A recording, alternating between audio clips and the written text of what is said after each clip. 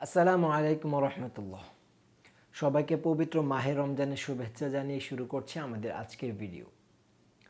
সম্প্রতি ওপো বাংলাদেশ তাদের এফ সিরিজে যুক্ত করেছে আরও একটি নতুন স্মার্টফোন ওপো F21 Pro, যার বাজার মূল্য ২৭,৯৯০ টাকা, অর্থাৎ ১০ টাকা কম ২৮,০০০ টাকা। ২৮,০০০ টাকার ফোনে কি কি থাকছে এবং এই ফোনটি কাদের জন্য সেটাই আলোচনা করব আজকের ভিডিওতে। ক্যামেরার পিছনে উমর এবং ফাহাদকে নিয়ে পুরো ভিডিও জুড়ে আপনাদের সাথে থাকছি আমি সাইফুল ইসলাম ভুইয়া। আপনারা দেখছেন টেক হোম।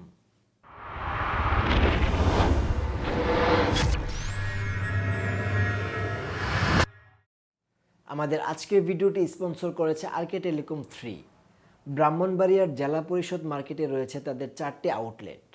তাদের কাছে ওপো সহ যে কোনো ব্র্যান্ডের স্মার্টফোন পেয়ে যাবেন। তাদের সম্পর্কে বিস্তারিত ডেসক্রিপশন বক্সে থাকছে। মূল ভিডিওতে যাওয়ার আগে যারা আমাদের চ্যানেলটি এখনও সাবস্ক্রাইব করেননি, সাবস্ক্রাইব করে আমাদের পাশে থাকুন। ধন্যবাদ। এক কথায় ওপো F21 Pro ডিজাইনের কথা বলতে গেলে প্রথম দর্শনে যে কেউ এই সুন্দরীর প্রেমে পড়ে যাবেন, বিশেষ করে এর অরেঞ্জ কালার ভেরিয়েন্টের। কালারের কথা যেহেতু এসে পড়েছে, ফোনটি পাওয়া যাবে মোট দুটি কালারে। আমাদের ইউনিটটি কসমিক ব্ল্যাক এবং অন্যটি সানসেট অরেঞ্জ। দুটি কালারের বিল্ড মেটেরিয়ালও আবার ভিন্ন। অরেঞ্জ কালারটি ফাইবার গ্লাস লেদারের তৈরি, যেটি অনেকটা F17 মতো, এবং ব্ল্যাক কালারটি সম্ভবত প্লাস্টিকের তৈরি, যাতে ম্যাট ফিনিশ দেওয়া হয়েছে। আমার মতে বিল্ড মেটেরিয়ালে পরিবর্তন আনা উচিত হয়নি, যেহেতু দুটি ফোনেরই same price.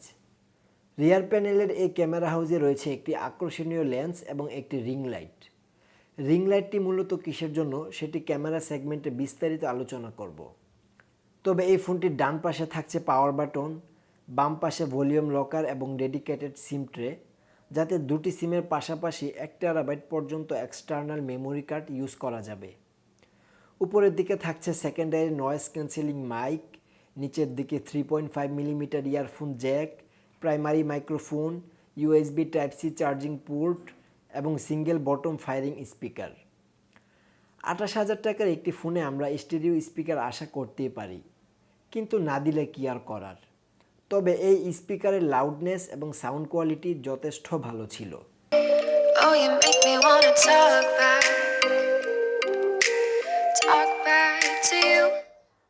You say it like that. If I hate you, then someone new, baby. But you know I never will. No. ফোনটির ওজন 175 গ্রাম এবং থিকনেস 7.5 মিলিমিটার। ওপো F21 Proতে ডিসপ্লে হিসেবে থাকছে 6.43 inch super AMOLED display panel with 90 hertz refresh rate. এই ডিসপ্লেটি full HD plus রেজুলেশনের, যার pixel density 409 ppi এবং এর পিক ব্রাইটনেস 800 নিটস হওয়ায় আউটডোরেও ব্রাইটনেস নিয়ে কোনো প্রবলেমে পড়েনি। সুপার এমোলেড ডিসপ্লের বিশেষত্ব সবারই জানা, তাই সেটা নিয়ে বকবক করে আপনাদের মূল্যবান সময়গুলো নষ্ট করব না। ডিসপ্লের টপ লেফট কর্নারে রয়েছে একটি পাঁচহোল সেলফি ক্যামেরা, যেটি বেশ মিনিমাল, তবে এর চিনটা কিছুটা চোখে লাগার মতো, অন্তত এই বাজেট বিবেচনায়। চিনটা আরেকটু নেড়ু রাখলে দেখতে আরও ভালো লাগতো। যাই হোক, 90 হার্টজ রিফ্রেশ রেট থাকায় মাল্টিটাস্কিং এবং স্ক্রলিংয়ে বাটারি স্মুথ পারফরমেন্স পেয়েছি। যারা ওটিটি প্ল্যাটফর্মগুলিতে ভিডিও দেখেন তাদের জন্য ভালো খবর, এতে থাকছে ওয়াইড বাইন L1 সার্টিফিকেট। ডিসপ্লে প্রোটেকশনের ব্যাপারে ওপোর পক্ষ থেকে কোনো তথ্য না পেলেও বিভিন্ন ওয়েবসাইটে ডু মেরে দেখলাম কর্নিং গরিলা গ্লাস 5 এর প্রোটেকশন থাকছে এতে। যদি তাই হয় তবে অবশ্যই এটি একটি ভালো দিক। ওপো F21 Proর সবচেয়ে দুর্বল দিকের কথা যদি বলি, তাহলে সেটি হচ্ছে এই ফোনের প্রসেসর, কেননা এতে ব্যবহার করা হয়েছে স্ন্যাপড্রাগন 680 অক্টাকোর প্রসেসর। রিসেন্টলি আমাদের রিভিউ করা ওপো S76এও সেম প্রসেসরটি ব্যবহার করা হয়েছিল। আপত্তিটা সেখানে নয়, আপত্তিটা হচ্ছে 20,000 টাকার ফোনে যেই প্রসেসর, 28,000 টাকার ফোনেও কেন সেম প্রসেসর হবে। আমার মতে এতে 700 সিরিজের কোনো প্রসেসর ব্যবহার করলেও মেনে নেওয়া যেত, কিন্তু এটা একদমই বেমানান। যাই হোক, 6 ন্যানোমিটার এই প্রসেসরের সর্বোচ্চ ক্লক স্পিড 2.4 GHz, আর জিপিইউ হিসেবে এতে থাকছে Adreno 610। দেশের বাজারে ফোনটি রিলিজ করেছে একটি মাত্র ভেরিয়েন্ট 8 128 GB, যার র্যাম টাইপ LPDDR4X এবং স্টোরেজ টাইপ UFS 2.2।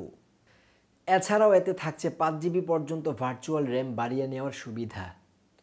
স্ন্যাপড্রাগন 680 এর পারফরমেন্সের কথা বলতে গেলে আপনার দৈনন্দিন কাজগুলো খুব সুন্দরভাবে আঞ্জাম দেওয়ার ক্ষমতা রাখে এই CPU। App opening time fast, 8 GB RAM থাকার সুবাদে মাল্টিটাস্কিংয়ের ক্ষেত্রে কোনো ইস্যু লক্ষ্য করিনি। অনেকগুলো অ্যাপস একসাথে রান করা যাবে কোনো প্রকার ল্যাগ ছাড়াই। তবে গেমিংয়ে আপনাকে সন্তুষ্ট করতে পারবে না এই CPU। এতে পাবজি বাই ডিফল্ট সাজেস্ট করছিল ব্যালেন্স গ্রাফিক্সে মিডিয়াম ফ্রেম রেটে। একটানা অনেকক্ষণ গেমিং করলে কিছুটা ল্যাগের দেখা পেয়ে যাবেন। এক কথায় গেমারদের জন্য এই ফোনটিকে এড়িয়ে যাওয়াই ভালো হবে। অপারেটিং সিস্টেম হিসেবে থাকছে অ্যান্ড্রয়েড 12 এবং UI হিসেবে থাকছে ColorOS 12.1। ব্যক্তিগতভাবে ওপোর UI নিয়ে আমার কোনো কমপ্লেন না থাকলেও এতে প্রি ইনস্টল কিছু অ্যাপস থাকবে যেগুলো চাইলে আনইনস্টল করে দিতে পারবেন। মন্দ দিকের পরে এবার এর ভালো দিকের কথায় যদি আসি, তাহলে এই ফোনটির সবচেয়ে ভালো দিক হচ্ছে এর ক্যামেরা সেগমেন্ট এবং এতে থাকছে আকর্ষণীয় কিছু চমক। এই ফোনটিতে মোট 4টি ক্যামেরা পেয়ে যাচ্ছেন, যার মেইন ক্যামেরাটি 64 মেগাপিক্সেলের f1.7 অ্যাপারচারের। আরও থাকছে 2 মেগাপিক্সেলের ডেপথ ও 2 মেগাপিক্সেলের মাইক্রো ক্যামেরা। মাইক্রো এবং ম্যাক্রো দুটি শব্দের মধ্যে বিস্তর তফাৎ রয়েছে। মাইক্রোকে কেউ আবার ম্যাক্রো ভেবে ভুল করবেন না। যাই হোক, দেশের বাজারে এই প্রথম মিড রেঞ্জের কোনো ফোনে মাইক্রো সেন্সর দিতে দেখেছি, যা দিয়ে সত্যি চমৎকার কিছু ছবি পেয়ে যাবেন। আর এখানে যে রিং লাইটটি দেখতে পাচ্ছেন, এটি মূলত মাইক্রো ক্যামেরার সহায়ক। তবে এছাড়াও এটিকে আরও অন্যান্য কাজে ব্যবহার করতে পারবেন, যেমন নোটিফিকেশন লাইট, চার্জিং ইন্ডিকেটর ইত্যাদি। যাই হোক, মাইক্রো ক্যামেরার কাজ হচ্ছে ক্ষুদ্রতম সাবজেক্টকে বৃহৎ আকারে উপস্থাপন করা। বাকিটা পিকচার স্যাম্পল দেখে বুঝে নিন।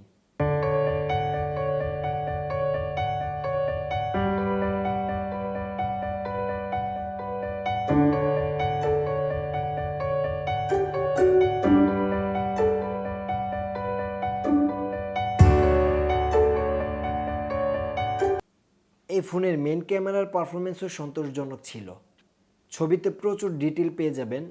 ছবির sharpness, colour accuracy, white balance ঠিকঠাক ছিল এবং ডাইনামিক রেঞ্জ অসাধারণ লেগেছে।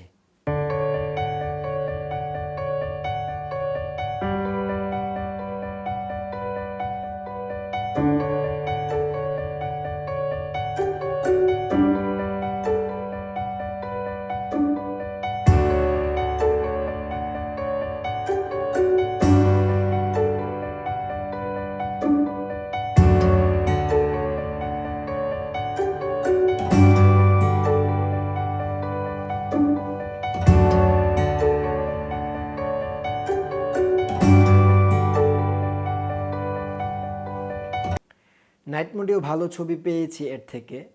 ছবিতে নয়েজ এবং গ্রেনের উপস্থিতি তুলনামূলক কম ছিল, তবে পোর্ট্রেট ফটোগ্রাফিতে আশানুরূপ ফলাফল পাইনি, কেননা অধিকাংশ সিচুয়েশনে এর এজ ডিটেকশন পারফেক্ট ছিল না। এবার আসি এর সেলফি ক্যামেরার কথায়। এতে সেলফি তোলার জন্য 32 মেগাপিক্সেলের সোনি IMX709 সেন্সর পেয়ে যাচ্ছেন। দেশের বাজারে মিড রেঞ্জের কোনো ফোনে এই প্রথম এই সেন্সর দিয়েছে, যা দিয়ে চোখ দাদানো সেলফি ক্যাপচার করতে পারবেন। বিশেষ করে এর HDR পারফরমেন্স যে কাউকে মুগ্ধ করবে। ফ্রন্ট এবং রিয়ার উভয় ক্যামেরা দিয়ে ভিডিও রেকর্ড করা যাবে সর্বোচ্চ 1080p 30 ফ্রেম পার সেকেন্ডে। প্রসেসরের সীমাবদ্ধতার কারণে এতে থাকছে না 4K ভিডিও রেকর্ডিং অপশন। যাই হোক, রিয়ার ক্যামেরায় ভিডিওর ক্ষেত্রে EIS এর সাপোর্ট থাকছে। পাওয়ার সোর্স হিসেবে এই ফোনটিতে দেওয়া হয়েছে 4500 mAh পাওয়ার ব্যাটারি, আর যাকে চার্জ করতে বক্সে থাকছে 33 ওয়াটের সুপারবুক চার্জার, যা দিয়ে সোয়া 1 ঘন্টার মধ্যে ফোনটিকে ফুল চার্জ করে নিতে পারবেন। ব্যাটারি ব্যাকআপের কথায় আসলে অনেকেই জানেন স্ন্যাপড্রাগন 680 ব্যাটারি হাংরি প্রসেসর নয়। সে হিসেবে হেভি ইউজে একদিনের মতো ব্যাটারি ব্যাকআপ পাওয়া যাবে এর থেকে, আর নর্মাল ইউজে 1.5 দিনের মতো। তবে অবশ্য সেটি আপনার ইউজ এবং কোন রিফ্রেশ রেটে ইউজ করছেন সেটির উপর নির্ভর করবে। এতক্ষণ দেখছিলেন Oppo F21 Pro এর বিস্তারিত খুঁটিনাটি বিষয়। এবার এই ফোনটি কাদের জন্য সেটি আলোচনার পালা। যারা স্টাইলিশ ফোন, ভালো ক্যামেরা পারফরমেন্স এবং সেলফি লাভার রয়েছেন, তাদের পছন্দের তালিকার শীর্ষে রাখতে পারেন একে। এছাড়া বাদবাকি সবাই এর থেকে দূরে থাকাই ভালো। সো আজ এই পর্যন্তই, দেখা হচ্ছে পরবর্তী ভিডিওতে ইনশাল্লাহ। সেই পর্যন্ত সবাই ভালো থাকুন, সুস্থ থাকুন। আল্লাহ হাফেজ।